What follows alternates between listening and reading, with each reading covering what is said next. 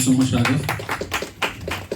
It's an absolute pleasure being amongst all of you here today, and it's an excellent initiative which has been conducted in regards with helping the startup ecosystem. We had some amazing speakers today, and I'm sure Rene Robbins sir and Arvind has spoken really nice about the startup ecosystem. I will quickly probably brief about what I've been doing, but in the meanwhile, I wanted to understand the idea of speakers speaking would be for us to tell our journey or for us to inspire them. What is the vision? Both. Okay. So while we are speaking here, and not to bore you much, I wanted to understand how many of you are here excited to understand the journey of the speakers, or you want to understand exactly what the speakers are doing? Anyone? Journey of the speakers? Both. Both? Okay. Why do you think you guys are here? Why are we here? We always start with the golden circle. You know what's the golden circle? Golden circle is the concept which is followed by all the top institutions in the world. And this is written by the famous author Simon Sinek. He says start with why. And that's exactly how you can establish yourself as a billion-dollar company. Now the question is, why are we here? If you do not know why you are here, then how are you going to make the best use out of it? So the intention is, let's start with why. We all are here to help each other. We agree? Yes? Okay. How do we help each other? Either by knowledge, by time, by effort, or by money, in whatever way we can. The second thing is, how are we going to do it? By communicating with each other. If you're going to be silent, I'll not be able to help you, neither you'll be able to take my help also. So the idea is to communicate with each other. How many of you find it very difficult to communicate and network? One. Everyone is good with networking, is it? Two, three. Slow. Time mele varadhukke avlo time aagre. Networking eppadi panna poringa? Okay, that is the point. So the idea is we have to eliminate that fear of being able to connect with each other. So the whole idea of them making us speak is so that you know us, so that you can come and talk to us. Okay, if you're not doing that, then it's not going to work. So how many of you here are going to make an effort to come and talk to all of us? All of you. Why will you come and talk to us? Now is the next question. If you come and talk to me, sir, the startup panna poren, sir, you help me, sir, na appadi dhaan pesa poringla? No. The idea is what? Do you know what you're going to ask? Why? How? What? That is the golden circle. What are you going to ask us? Which will make us want to help you more, which is make us want to contribute more to you. The idea is to exactly ask specific things in regards with what you're doing, how you're doing, and what you want to do to achieve it. So that is something which I would just tell you upfront. To come to my journey, probably it's just very simple. I'm 32. I was born and brought up in Saudi Arabia. I was there for 15 years, just in a very conservative world, not being able to speak to people behind the scenes because my father was there for almost 25-30 years. And eventually I was brought up to be a very introverted kid, which never had the chance to speak to many people because if you knew Saudi Arabia in 90s, it was like dead.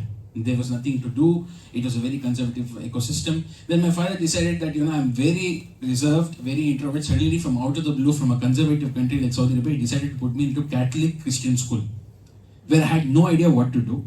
Because there I was looking only at guys and men all my life. Suddenly I decided to, they put me into a co-education school and I have like girls around me and I don't know how to talk to them. I have no idea what to do. And eventually, those 5 years were the most important years of my life, which was allowing me to become a better individual. Why am I telling you this story? The first lesson which I learned was to overcome my fears. Okay? It's very important that we are able to overcome our fear, to be able to communicate what we feel, and to be able to connect with people the way we want to do. Eventually, by the time I joined my school, towards the second year, my father fell sick, so he had to come back from Saudi Arabia. Things drastically took a turn in my house, so I had to eventually get into part-time work. So I was working from 9th standard probably in a US-based recruitment firm, helping them to recruit candidates as a telecaller. Now, has anyone of you seen Suits here? Suits? Yes. Harvey Specter? Yes. Yes, all of us like, right? Yeah. So you know what Harvey Specter is specialized for? It's called headhunting. Okay? He catches people and he hunts them exactly how he wants you to. Surprisingly, towards the starting of my career, I was taught to do headhunting for 3 years. Now, our definition of headhunting was not like what Harvey did in Suits. I wanted to do this is how you're supposed to do it. No, that's not how it is. Our definition of headhunting was we were taught to close people exactly the way they wanted it. For example, Infosys will call and tell me, I want the CTO of Wipro only. I'm ready to pay whatever he asks me for. You have to get me a call with him to at least discuss the role which you have to offer. You are a CTO of Wipro. You are so properly backed by Wipro. Wipro will take care of everything: your food, your housing, your incentives, and they will protect you so badly. Our work was for 6 months, understand what they're doing, figure out how to get in touch with them, figure out his seniors, his juniors, his subordinate, his family, his wife, his children, and eventually we ended up going to talk to him. And when we talk to him also, he needs to understand that we are here for him. He should not think that we strategically came in his life in 6 months. Okay? So our work was to directly contact these people and close it for clients. And that's where I learned a huge amount of things in my life, where I had to understand how should we communicate with people, how do we strategize, where do we position our important knowledgeable sessions or important points, and how should we convert. That was something which we did towards probably till the time I completed my college. The moment I completed my college, I wanted to do something more interesting. I was always passionate about finance, so I started off with stock market investing, probably earlier in my career, and we used to invest on behalf of Kotak Mahindra Bank and Religare as a stock broker. And then I got my certification and license from the Government of India as an equity derivatives analyst, did my BBA with Islamic Banking and Finance, MBA with Islamic Banking and Finance, and eventually we went forward to do my CFA. The reason I was into finance earlier on, I wanted to do something into stock market. I was a big fan of Warren Buffett, and I used to read a lot of books of him, and I wanted to see how we can invest. Very early I realized that if I start investing like Warren Buffett, I have to really go in it for a long term.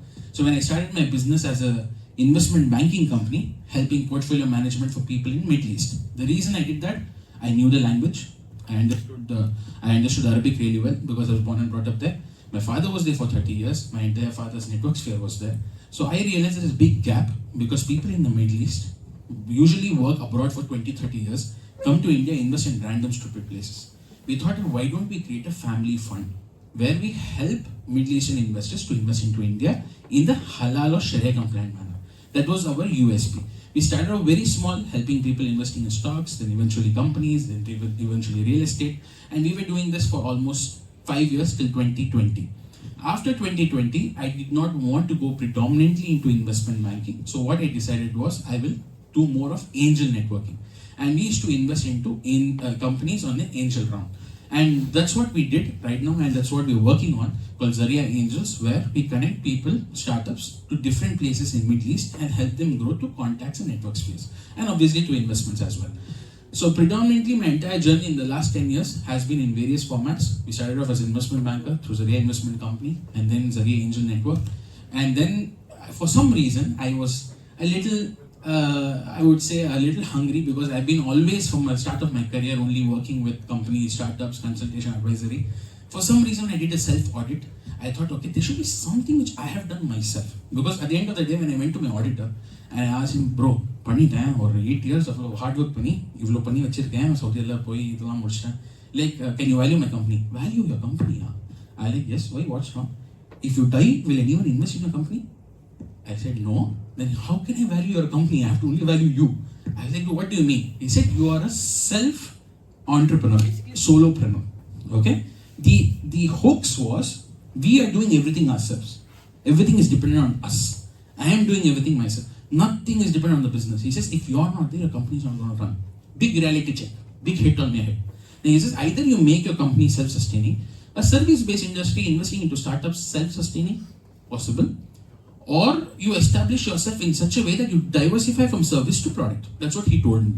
Okay? Interesting suggestion, but obviously I cannot diversify suddenly because I did a lot of work like that. So then, just for my satisfaction, I decided to start up a fintech company in 2020, yes, early 2020, where we focus on ethical investment banking. Basically, where we work as a neo-digital banking platform, integration of Web 2 and Web 3. So my exposure goes to investment banking, my exposure goes to Middle Eastern regions, where I can help you connect, I can help you grow there, and I can help you bring strong resources there. And my exposure goes into personal branding. I have my own branding and marketing company called Evoke LLC, where we help clients with personal branding and marketing. And lastly, my exposure is into blockchain and AI and fintech. So these are the 4 places where I can support you with. And other than that, I regularly work with the government of Qatar and Dubai and Saudi for helping them with tech-related services and into the Sharia compliance and financial ecosystem. So thank you so much. This is about me, and I hope that I can help all of you in the best way possible. And I look forward to getting in touch with you. Thank you so much.